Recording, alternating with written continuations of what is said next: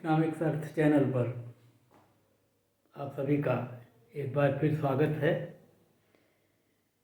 आज हम लोग डिस्क्रिमिनेटिंग मोनोपोली विभेदात्मक एकाधिकार के अंतर्गत मूल्य निर्धारण की समस्या पर चर्चा करेंगे।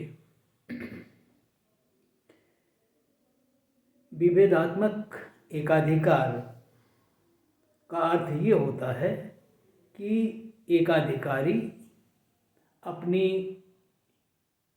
एक जैसी वस्तु की इकाइयों के लिए अलग अलग मूल्य ग्राहकों से वसूल करता है और इस प्रकार से वह विभिन्न इकाइयों के मध्य और एक प्रकार से विभिन्न उपभोक्ताओं के मध्य मूल्यों में भेद करता है। किसी उपभोक्ता को या वस्तु की किसी इकाई को वह अधिक मूल्य पर बेचता है, दूसरों को उससे भिन्न कम मूल्य या उससे अधिक मूल्य पर बेचता है और इस प्रकार से सारी इकाइयों को एक मूल्य पर नहीं बेचता है। और इसीलिए कह रहे हैं कि ये एकाधिकार भेदात्मक है और ये भेद कीमतों के माध्यम से किया जाता है। इसके पूर्व एक वीडियो में हमने एकाधिकार के अंतर्गत मूल्य विभेद की समस्या पर अध्ययन किया है और जहां हमने ये दिखाने का प्रयास किया है कि एकाधिकारी किन परिस्थितियों में मूल्य विभेद कर सकता है, मूल्य विभेद करने की विधियां क्या हो सकती हैं, मूल्य विभेद कितने तरह का हो सकता है। और उस रूप में जब हमने देखा था तो हमने कहा था कि मूल्य विभेद को मुख्यतः तीन तरह से हम लोग देखते हैं। एक प्रथम श्रेणी का मूल्य विभेद था जिसे हम कह रहे थे कि पूर्ण मूल्य विभेद है। एक को हम कह रहे थे आंशिक मूल्य विभेद है, जहाँ पर वस्तुओं की मात्राओं को विभाजित करके अलग अलग मात्राओं के लिए अलग अलग मूल्य लिया जाता है, या कम मात्रा पर मूल्य अधिक होता है और बल्कि आप ज़्यादा अधिक खरीदने पर मूल्य ज़्यादा होता है। इस तरह कम होता है। तो इस तरह से वस्तुओं के विभिन्न इकाइयों के एक बंडल कह सकते हैं या एक बड़ी मात्रा पर दूसरा मूल्य होता है, अगली बड़ी मात्रा पर फिर उससे इतर या कम मूल्य होता है, इस प्रकार से। और तो यहाँ हम आपको इन जब दो की चर्चा कर रहे हैं तो सामान्य तौर पर प्रथम श्रेणी का जो मूल्य भेद है जिसमें प्रत्येक इकाई का मूल्य अलग अलग लेने की बात कही जाती है, वो व्यवहार में संभव नहीं हो पाता, क्योंकि जितना उत्पादन एक अधिकारी करता है सब इकाइयों को अलग अलग मूल्य पर बेचना बाजार में संभव नहीं है। ये केवल सैद्धांतिक है जो मूल्य विभेद की आप कह सकते हैं कि एक सही रूप में जिसे समझाना है या समझना है वो उसके माध्यम से सिद्धांततः समझा जा सकता है। जैसे हम लोग देखते हैं कि पूर्ण प्रतियोगिता की स्थितियां सामान्यतः व्यवहार में पाई नहीं जाती, लेकिन पूर्ण प्रतियोगिता के अध्ययन के आधार पर ही हम जितनी भी बाजारें हैं जो व्यवहार में पाई जाती हैं, एकाधिकार हो, अल्पाधिकार हो, द्वयाधिकार हो, एकाधिकारिक प्रतियोगिता की स्थितियां हों, अन्य भी स्थितियां जो हो सकती हैं बाजार की, उन सब का अध्ययन हम उसी पूर्ण प्रतियोगिता की काल्पनिक स्थिति के आधार पर करते हैं, विश्लेषण करते हैं। ठीक उसी तरह से प्रथम श्रेणी का जो मूल्य विभेद एकाधिकार के अंतर्गत आता है वो सामान्यतया व्यवहार में लागू नहीं होता, लेकिन उसके आधार पर हम उस स्थिति का अध्ययन करने में समर्थ हो जाते हैं जो वास्तव में एकाधिकारी बाजार में मूल्य विभेद के रूप में अपनाता है। तो इस दृष्टि से जो मूल्य विभेद सामान्यतः जिसका उपयोग एकाधिकारी करता है वो तृतीय कोटि का जो मूल्य विभेद होता है वो है, जिसमें हम लोगों ने देखा है कि एक अधिकारी उपभोक्ताओं को विभिन्न वर्गों में विभाजित करता है। और जब वो विभिन्न वर्गों में विभाजित करता है तो ये इस रूप में कह सकते हैं कि एक वर्ग की एक बाजार है, दूसरे वर्ग की दूसरी बाजार है, तीसरे वर्ग की तीसरी बाजार है। इसी को दूसरी भाषा में हम लोग कह सकते हैं कि वो बाजारों को विभाजित कर देता है।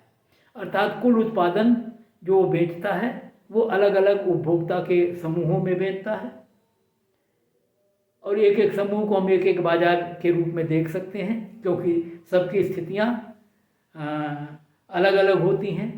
और वो विभाजन इसी रूप में किया ही जाता है कि एक बाजार में मांग की स्थितियाँ दूसरे तरह की हैं, दूसरे बाजार में मांग की स्थितियाँ दूसरे तरह की हैं। तो इस प्रकार से सामान्यतः जो विभेदात्मक एकाधिकार की स्थिति है जो व्यवहार में पाई जाती है, और जैसा व्यवहार में एकाधिकारी मूल्य विभेद करता है, वो अलग अलग बाजारों में अलग अलग मूल्य के रूप में देखी जा सकती है। एकाधिकारी की सभी उत्पादित इकाइयाँ बिल्कुल होमोजेनियस समरूप होती हैं। एक बाजार में उसका एक मूल्य लेता है, दूसरे बाजार में उससे अलग मूल्य लेता है। और जब इस तरह से विभिन्न बाजारों में एक समान इकाई के लिए, समरूप इकाई के लिए एकाधिकारी अलग अलग मूल्य वसूलता है, तो यही वास्तव में विभेदात्मक एकाधिकार का व्यावहारिक रूप है। और इसी को हम आज देखने का प्रयास करेंगे कि इस स्थिति में जब एकाधिकारी कई बाजारों में अपनी वस्तु को बेचता है तो इन बाजारों में मूल्य का निर्धारण कैसे करता है। और जब वो मूल्य का निर्धारण करेगा तो उसका लक्ष्य हम पहले से ही जानते हैं कि लाभ को अधिकतम करना होगा। और लाभ को अधिकतम करने के लिए जो कुल उत्पादन करता है उस कुल उत्पादन को वो विभिन्न बाजारों में वितरित करेगा, उनकी मांग की दशाओं के अनुरूप कि किस बाजार के ग्राहक कैसे हैं, किस बाजार में ग्राहक कितना मूल्य देगा, कितनी वस्तुओं की बिक्री के बदले। तो ये देखते हुए वो अपनी वस्तुओं को विभिन्न बाजारों में बांटता है, और उन बाजारों में जो उपभोक्ता मूल्य दे सकते हैं तो अधिक से अधिक वो मूल्य वो वसूलने का प्रयास करता है। और अगर इसमें कहीं से उसको लगता है कि उसका मूल्य किसी बाजार में वस्तु की मात्रा को उसने जितना होना चाहिए था उससे कम या अधिक बेच दिया है, और ऐसी स्थिति में उसको लगता है कि एक बाजार से कुछ वस्तुएं दूसरे बाजार में ले जानी चाहिए, तो वैसी स्थिति में ये प्रक्रिया वो अपनाता है। और तब तक ऐसा करता है जब तक कि वो इस प्रकार से अपनी समस्त उत्पादन को विभिन्न बाजारों में बिक्री हेतु जो है विभाजित न कर ले, जिससे उसका लाभ अधिकतम हो जाए। और वैसी स्थिति में हम लोग जानते हैं कि लाभ अधिकतम करने की जो शर्तें किसी फर्म के लिए होती हैं वही एकाधिकारी के लिए भी होती हैं।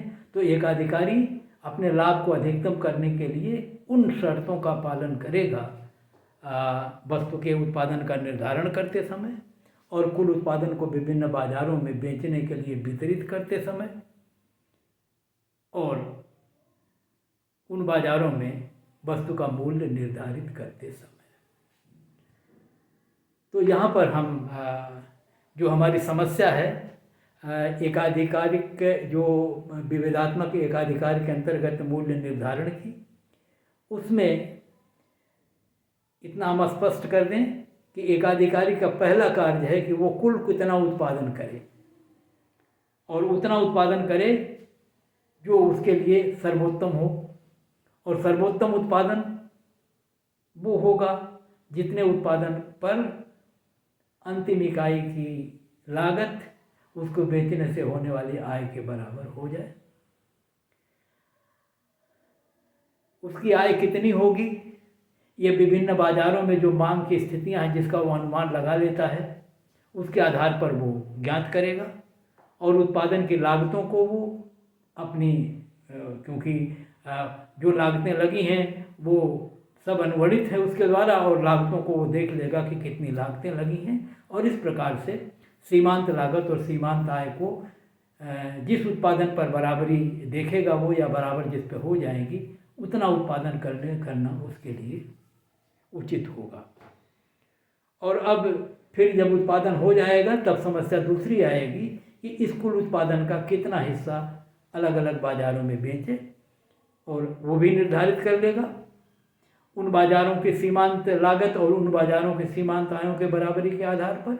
और जब ये तय हो जाएगा तो फिर कितना मूल्य लिया जाए, क्योंकि एक अधिकारी है, अधिकतम जितना मूल्य विभिन्न बाज़ारों में उपभोक्ता देने के लिए तैयार हैं वो मूल्य उनके मांग वक्रों द्वारा प्रदर्शित होगा या मांग की दशाओं द्वारा। और वैसी स्थिति में जितना मूल्य उन मात्राओं के लिए जो उस बाज़ार में बेची जाएगी उपभोक्ता देने के लिए तैयार है, उतना मूल्य एक अधिकारी प्राप्त कर लेगा। और जब ऐसा होगा तो उसका जो लाभ है वो अधिकतम होगा। तो जो समस्या है वो ये है कि कुल कितना उत्पादन करे और कुल उत्पादन का कितना कितना भाग विभिन्न बाज़ारों में बेचे और विभिन्न बाज़ारों में अपनी समरूप वस्तु की इकाइयों के लिए कितना कितना मूल्य ले। यहाँ पर सरलता के लिए, क्योंकि चित्र हमको बनाना होगा प्रदर्शित करने के लिए, इसलिए सरलता के लिए यहाँ पर केवल दो बाज़ारों को हम ले रहे हैं कि एक अधिकारी अपनी सारी कुल उत्पादन को दो बाज़ारों में बेच रहा है। एक बाज़ार है ए, दूसरा बाज़ार है बी, और इस प्रकार से दोनों बाज़ारों के आधार पर वो मांग वक्र को देखेगा, उनके सीमांत आय वक्रों को देखेगा और अपने लागत वक्रों को देखेगा या लागत की दशाओं को देखेगा और इनके आधार पर वो निर्धारण करेगा। तो जो समस्या भेदात्मक विभेदात्मक एकाधिकार के अंतर्गत एक अधिकारी के लिए है वो तीन तरह की है। पहला ये कि एक अधिकारी कुल कितना उत्पादन करे, डिटर्मिनेशन ऑफ टोटल आउटपुट। और फिर दूसरा ये है कि डिवीजन ऑफ टोटल आउटपुट या distribution of total output between, if there are many markets, among markets. यहाँ पर हमने केवल दो ही मार्केट मानी है, इस नाते हम कहते हैं between market A and market B, दो बाज़ारों के मध्य इस कुल उत्पादन को वो कैसे वितरित करेगा। और जब वो तय कर लेगा कि इतना इतना बेचना है इन बाज़ारों में, तो तीसरी समस्या होती है determination of price in market A and market B, दोनों बाज़ारों में वो मूल्य कैसे निर्धारित करे। इन तीन समस्याओं को हम इन चित्रों के माध्यम से आपको प्रदर्शित करने का प्रयास कर रहे हैं। ये मार्केट ए है फिगर 1, ये मार्केट फिगर बी है, मार्केट बी का फिगर है, और इन दोनों का टोटल अर्थात कुल उत्पादन को, टोटल आउटपुट को यहाँ पर दिखाया गया फिगर 3 में।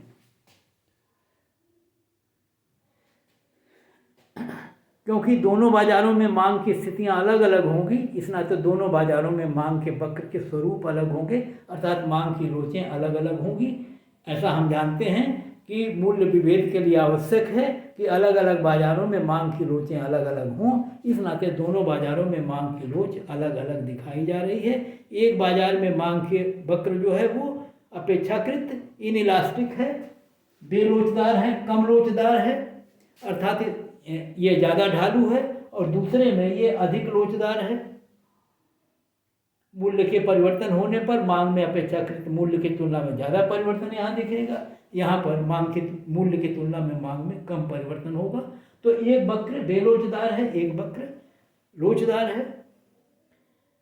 दूसरी भाषा में हम ये भी कह सकते हैं कि पहली बाजार में उपभोक्ता ज़्यादा मूल्य देने के लिए तैयार हैं, दूसरी बाजार में उतनी ही मात्राओं के लिए उपभोक्ता कम मूल्य देने के लिए तैयार हैं। और वास्तव में एक अधिकारी अपने उपभोक्ताओं को इसी रूप में विभाजित करता है कि एक वर्ग के उपभोक्ता एक बाजार, दूसरे वर्ग के उपभोक्ता दूसरे बाजार के रूप में देखे जाएं, और एक में जैसे मैं कह सकता हूं कि ज़्यादा क्षमता वाले या अधिक आय वाले व्यक्ति हो सकते हैं और दूसरे में उसकी तुलना में अपेक्षाकृत कम आय वाले हो सकते हैं, क्योंकि उसको कुल उत्पादन को बढ़ाना है। इस नाते एक बाजार में जहाँ ज़्यादा मूल्य लोग दे सकते हैं वहाँ बेचेगा ज़्यादा मूल्य पर, और दूसरे बाजार में जहाँ लोग कम मूल्य दे सकते हैं वहाँ पर वो कम मूल्य पर बेचेगा, लेकिन सदैव उसका मूल्य जो है उसकी लागत से ज़्यादा होगा। अगर औसत लागत से हम देखें तो कह सकते हैं प्रति इकाई जितनी लागत लगेगी उसकी तुलना में उसकी आय जो है वो ज़्यादा रहेगी। ये अलग बात है कि एक बाजार में वो मूल्य या आय अपेक्षाकृत अधिक होगी, दूसरे बाजार में उससे कम होगी, लेकिन लागत की दशाएं तो सर्वत्र एक होंगी, क्योंकि एक अधिकारी का कुल उत्पादन एक ही उत्पादक इकाई में होगा और लागत एक जैसी होगी, और दोनों बाजारों में वस्तु की जो क्वालिटी है वो बिल्कुल दोनों इकाइयाँ वस्तुएं समरूप होंगी। केवल लागत समान, वस्तुएं समान, मूल्य असमान, मूल्य अलग अलग होगा, यही मूल्य विभेद है। तो यहाँ पर जो मांग वक्र है वो AR1 है जो बेलोचदार है।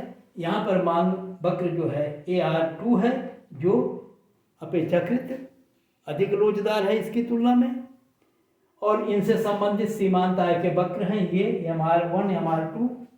हम सभी लोग जानते हैं कि अगर हमको AR पता होता है तो AR निकाला जा सकता है, और ये संबंध होते हैं 1 - 1/E। मांग वक्र पता है, AR कर्व है, तो मांग की लोच पता हो जाएगी। मांग की लोच और AR पता हो तो इस सूत्र के आधार पर MR पता हो जाएंगे। और पीछे हम लोग AR और MR के संबंधों को पढ़ चुके हैं, तो उस आधार पर प्रत्येक AR से संबंधित MR वक्र को खींचा जा सकता है, और सरलता के लिए हमने इन वक्रों को सरल रेखा के रूप में खींचा है, तो MR वक्र भी सरल रेखा के रूप में होगा और वो नीचे आएगा। आप जानते हैं कि इस AR पर जो क्षैतिजी दूरी होती है इसके दो बराबर भागों में ये बांटता, मतलब यहाँ से लेकर यहाँ तक और यहाँ से लेकर यहाँ तक की दूरी बराबर होती है। क्योंकि वक्र सीधे खींचे गए हैं इसलिए आपको आसानी ये है कि ये दोनों एक बिंदु से ही स्टार्ट होंगे, और आगे किसी भी बिंदु पर यहाँ से यहाँ की दूरी के बीच एक बिंदु लगा कर ऊपर सरल रेखा खींच दीजिए, बिल्कुल सही चित्र बन जाएगा। वैसे यहाँ भी होगा कि ये औसत आय का वक्र है, इसके इस क्षैतिजी दूरी को दो बराबर भागों में बांटिए और बिंदु लगा कर उस पर MR वक्र खींच दीजिए। जब आप ऐसा करेंगे तो इनका योग भी यहाँ बिल्कुल सटीक आएगा, और चित्र में जो स्थितियाँ आएंगी वही आएंगी जो वास्तव में आप बताना चाह रहे हैं वो होगा। तो ऐसी स्थिति में ये AR कर्व है, इसका MR1 इसी तरह से AR2 वक्र है, इसी तरह से MR2 वक्र है। अब दोनों मांग के वक्रों को आपको जोड़ना है कि बाजार का कुल मांग वक्र कैसा होगा, और जब दोनों मांग वक्रों को जोड़ेंगे तो जोड़ने का ये तरीका होगा कि जैसे ये हमने इस बिंदु पर से एक सरल रेखा ऐसे खींच लीजिए पूरी, और इस पर आप ये देख लें कि A बाजार में आय कितनी है, औसत आय यहाँ से लेके A से लेके B तक है, और B बाजार में 0 है। इसका मतलब दोनों को टोटल करेंगे तो AB + 0 तो AB ही आएगा। तो AB के बराबर यहाँ इस लाइन पर AB के बराबर आप एक दूरी बना लें, तो आप ये जान लें कि यहाँ पर AB बराबर है CD।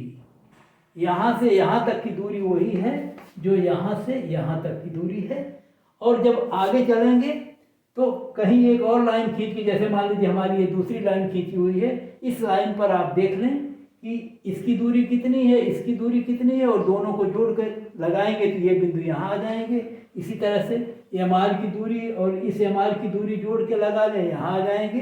तो इस बिंदु को और इस बिंदु को यहाँ, और यहाँ पर ये आधे आधे करेगी सीमांत आय का वक्र, इस पूरी दूरी को दो बराबर भागों में बांटेगा, तो और आगे भी दो बराबर भागों में बांटेगा। जैसे यहाँ से लेके यहाँ तक की जो दूरी है उसके बीचों बीच ये है, यहाँ से यहाँ तक की दूरी दोनों बीचों बीच ये है, तो यहाँ से यहाँ मिला लीजिए, यहाँ से यहाँ मिला लीजिए, ये MR वक्र होगा। ये टोटल MR वक्र होगा, ये टोटल AR वक्र होगा। इन दोनों वक्रों का क्षैतिजी योग है ये, और इस तरह से आप इन दोनों वक्रों को जोड़ेंगे, और जो इस दोनों वक्रों का योग आएगा तो ये कुल दोनों बाजारों का औसत आय का वक्र होगा। यहाँ से लेके ये ART, जब हम ART कहते हैं तो इस वक्र का मतलब यहाँ से लेके ऐसे, और जब MRT कहते हैं तो AT से यहाँ और यहाँ से ऐसे। और अब एक वक्र हमको और चाहिए, वो चाहिए सीमांत लागत का वक्र। सीमांत लागत का मतलब होता है कि अंतिम इकाई की लागत कितनी है। ये एक अधिकारी जहाँ उत्पादन करता है वहाँ से कुल लागत का अनुगणन वो कर लेता है, और इस प्रकार से उसके कुल लागत के, औसत लागत के जो वक्र होते हैं, सीमांत लागत के जो वक्र होते हैं, कुल लागत के जो वक्र होते हैं, स्थितियाँ होती हैं वो ज्ञात की जा सकती हैं। और औसत लागत, उसके सीमांत लागत के वक्र को जैसा कि हम जानते हैं युग आकार के होते हैं, और इनको अगर हम वाई अच्छे से छू के बनाएंगे तो इस तरह का एक वक्र बनेगा, और ये MC वक्र है जो टोटल है कुल उत्पादन में सीमांत लागत का वक्र है। और संतुलन के लिए कुल कितना, पहला प्रश्न हमारा ये है कि एक अधिकारी कुल उत्पादन का निर्धारण कैसे करे। तो कुल उत्पादन का निर्धारण करने के लिए सीमांत लागत और सीमांत आय दोनों को बराबर होना चाहिए। हमारे चित्र में दोनों ई बिंदु पर एक दूसरे को काट रहे हैं, अर्थात यही बराबर हैं। इस बिंदु से जो उत्पादन निर्धारित हुआ वो x है। तो इस प्रकार से ये हुआ कि जब OX उत्पादन वो करेगा तो उसकी सीमांत लागत और उसकी सीमांत आय बराबर होगी। सीमांत आयों को हम दोनों बाजारों के सीमांत आयों को जोड़कर प्राप्त करते हैं, और सीमांत लागत, क्योंकि उत्पादन संपूर्ण उत्पादन एक ही यूनिट में होता है, इस नाते वहाँ से कुल लागत और सीमांत लागतें और औसत लागतें ज्ञात हो जाती हैं। तो सीमांत लागत का वक्र ये है, औसत और सीमांत आय का वक्र ये है, संतुलन का बिंदु यहाँ है, इसके द्वारा उत्पादन निर्धारित जो होगा वो OX है। और जब जिस उत्पादन पर सीमांत लागत और सीमांत आय बराबर होती है वहीं पर एकाधिकारी संतुलन में होता है, वही स्थिति उसके लिए सर्वोत्तम होती है, ऑप्टिमम अनुकूलतम होती है। इस नाते एकाधिकारी OX कुल उत्पादन करेगा। और ये पहली समस्या हमारी हल हो गई। डिटर्मिनेशन ऑफ टोटल आउटपुट कितना होगा, तो टोटल आउटपुट जो है वो OX के बराबर होगा, और इस उत्पादन पर MRT बराबर MCT होगी, अर्थात कुल उत्पादन इकाई की जो सीमांत लागत है वो सीमांत आय के बराबर होगी। और ऐसा लाभ के अधिकतमीकरण के लिए अनिवार्य शर्त होती है, और इस नाते वो उसका पालन कर रहा है। अब दूसरा सवाल है कि इस उत्पादन को इन दोनों बाजारों में कितना कितना बेचे। तो दोनों बाजारों में भी लाभ अधिकतम उसको करना है। अभी मैं कह रहा था कि अगर ऐसा कभी हो कि उसको लगता हो कि ये बाजार में अधिकतम लाभ नहीं है, तो ए बाजार की कुछ इकाइयों को दूसरे बाजार में वो ले जाएगा।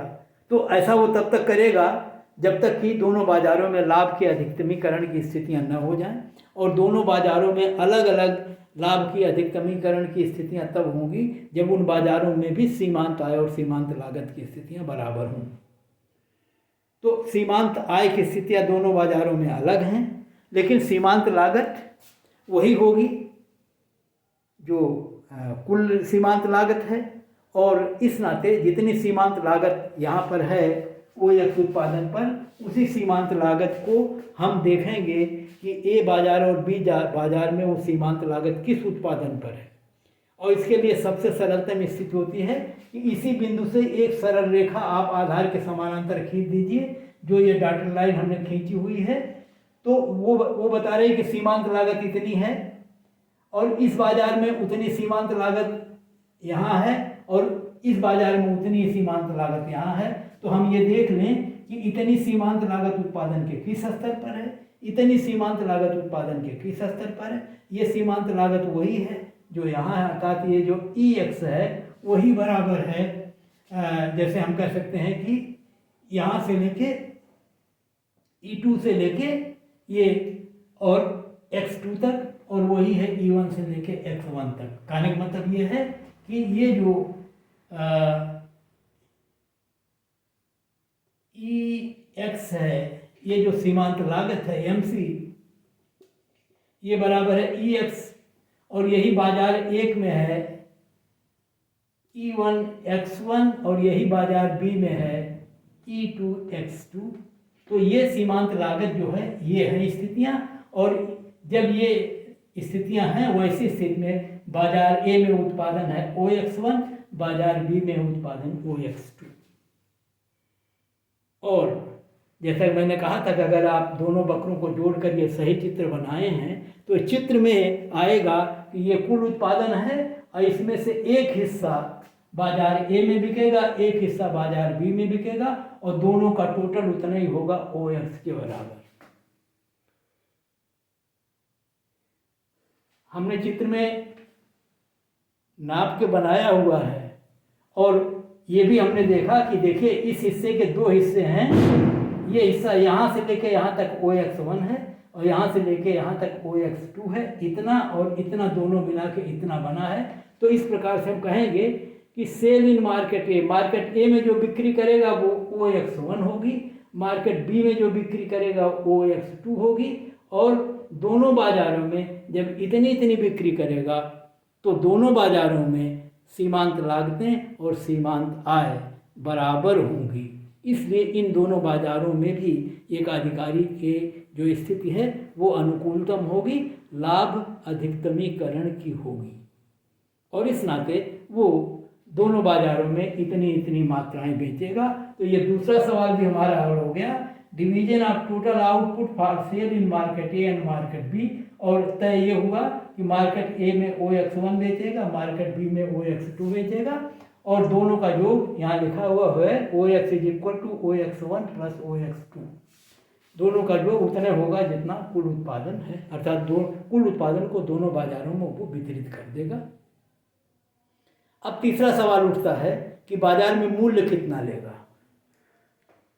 और क्योंकि वो एक अधिकारी है और हम जानते हैं कि एक अधिकारी वो अधिकतम मूल्य वसूलने का प्रयास करता है जो उपभोक्ता दे सकते हैं, और उपभोक्ता जो मूल्य दे सकते हैं या जो मूल्य देने के लिए तैयार होते हैं वो उनके मांग वक्र द्वारा दिखाया जाता है या देखा जा सकता है।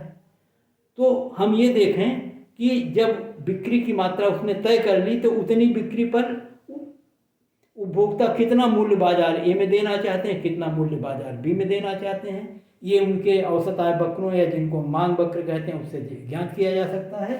और इस प्रकार से OX1 उत्पादन जब होगा तो बाजार में वस्तु का मूल्य जो है यहाँ से लेके यहाँ तक होगा या यहाँ से लेके यहाँ तक, अर्थात बाजार में मूल्य OP1 होगा, यहाँ से लेके यहाँ तक, जो इस स्थिति पर है, इस बिंदु द्वारा मांग वक्र के इस बिंदु द्वारा ज्ञापित हो रहा है कि बाजार में मूल्य होगा OP1 जब बाजार में OX1 मात्रा बेची जाएगी, और इस बाजार में जब OX2 मात्रा बेची जाएगी तो बाजार में मूल्य होगा OP2। और इस प्रकार अगर यहाँ भी कोई नामकरण करना चाहे तो मैं ऐसे R1 R2 कुछ लिख सकते हैं, तो कहने का मतलब मूल्य R2X2 होगा, या वही मूल्य यहाँ देखेंगे तो OP2 होगा, वहाँ पर OP1 होगा, जो इस मांग वक्र के इन क्रमशः R1 और R2 बिंदुओं द्वारा निर्धारित होगा, जिस पर बिक्री की मात्राएं OX1 और OX2 होंगी। अर्थात बाजार ए में मूल्य होगा OXP1 और बाजार बी में मूल्य होगा OP2। और ध्यान दिया जा सकता है कि बाजार ए में मूल्य ज़्यादा है, बाजार बी में मूल्य कम है, अर्थात दोनों में मूल्य समान नहीं है, अर्थात मूल्यों में विभेद हो रहा है। एक अधिकारी एक बाजार में ज़्यादा मूल्य लेता है, दूसरे बाजार में कम मूल्य लेता है। और एक और रिमार्क करने वाली बात यह है कि बाजार ए का जो मांग वक्र है वो कम लोचदार है, बेलोचदार है, और बाजार बी का मांग वक्र लोचदार है। अर्थात बाजार ए में अगर वो मूल्य बढ़ाता है तो मांग में कम कमी होती है, और बाजार बी में मूल्य बढ़ाता है तो मांग में ज़्यादा कमी होती है। और जब मांग में ज़्यादा कमी होगी तो उसके लाभ पर इसके बुरे प्रतिकूल प्रभाव पड़ेंगे। इस नाते उन बाज़ारों में वो मूल्य कम रखेगा जहां मांग की लोच अधिक लोचदार है, उन बाज़ारों में मूल्य ज़्यादा रखेगा जहां मांग की लोच कम लोचदार है। तो बाजार ए में कम लोचदार है, इस नाते बाजार ए में मूल्य ज़्यादा है, बाजार बी में मूल्य कम है। और इस प्रकार से जैसा कि हम कह रहे थे कि अगर दोनों बाज़ारों में अलग अलग उपभोक्ता के वर्ग हैं, एक में ज़्यादा मूल्य देने वाले उपभोक्ता हैं, दूसरे में कम मूल्य देने वाले उपभोक्ता हैं, तो एक बाज़ार में वो ज़्यादा मूल्य लेगा, दूसरे बाज़ार में अपेक्षाकृत कम मूल्य लेगा। लेकिन ऐसा करते समय वो सदैव ध्यान रखेगा कि उसका कुल लाभ अधिकतम हो जाए। और जिन परिस्थितियों में या जिन दशाओं के अंतर्गत हमने ये चित्र में हमने देखा है कि लाभ अधिकतमीकरण के लिए सीमांत आय और सीमांत लागत को बराबर होना चाहिए। और इस स्थिति में भी बाजार के अलग अलग स्थितियों में सभी स्थितियों में सीमांत आय और सीमांत लागत बराबर हैं। इस नाते एक अधिकारी के लिए ये अनुकूलतम स्थिति है। और इस रूप में विभेदात्मक एकाधिकार में एकाधिकारी अपनी समरूप इकाइयों के लिए वस्तु की अलग अलग बाज़ारों में या अलग अलग उपभोक्ता वर्गों से अलग अलग मूल्य लेगा, लेकिन प्रत्येक बाज़ार में मूल्य एक समान होगा। अर्थात उस बाज़ार में जितने उपभोक्ता होंगे सब एक मूल्य देंगे, दूसरी बाज़ार के उपभोक्ता उससे अलग मूल्य देंगे, और इस प्रकार से दोनों बाज़ारों में मूल्य का विभेद होगा। क्योंकि यहाँ सुविधा के लिए चित्र में केवल 2 बाज़ारें दिखाई गई हैं, व्यवहार में बाज़ारों की संख्या या उपभोक्ता के वर्गों की संख्या बहुत अधिक हो सकती है, और यही परिणाम उन सब पर लागू किए जा सकते हैं। तो विभेदात्मक एकाधिकार में मूल्य निर्धारण या उत्पादन और मूल्य निर्धारण की समस्या को हम इस रूप में समझ सकते हैं और चित्रों के माध्यम से समझा सकते हैं। आज का विश्लेषण या इस वीडियो में को हम यहीं समाप्त कर रहे हैं, लेकिन इतना ध्यान आपको ज़रूर दिला दें कि इस वीडियो को देखने के पूर्व इसके पहले का वीडियो अवश्य देखें, जिसमें हमने एकाधिकार के अंतर्गत मूल्य विभेद की विभिन्न स्थितियों को या जितनी संकल्पनाओं की आपको आवश्यकता है उसका विवेचन वहाँ किया गया है। उसको पढ़ने के बाद जब इस चैप्टर को पढ़ेंगे तो आपको ज़्यादा समझ में आएगा और ज़्यादा बेहतर लगेगा। तो इसी अपेक्षा के साथ आज का ये वीडियो हम समाप्त करते हैं। अगले वीडियो में फिर आपसे मिलते हैं किसी नए विषय के साथ। धन्यवाद।